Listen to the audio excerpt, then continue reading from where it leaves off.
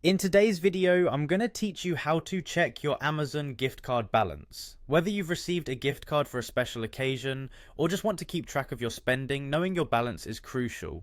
Let's dive into this quick tutorial, and in just a few minutes, you'll have all the information you need right at your fingertips. To begin, you'll want to go to Amazon's website. Open up your preferred web browser and type in the URL www.amazon.com.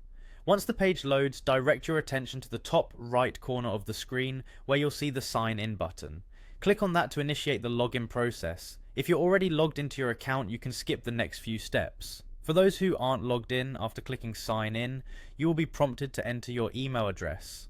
Enter the email associated with your Amazon account and click continue. Next, you'll need to enter your password.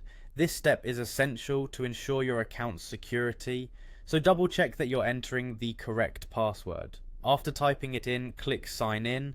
Now that you're logged in, look again towards the top right corner of Amazon's homepage. You'll notice a section labeled account and lists. Click on this, which will display a drop down menu.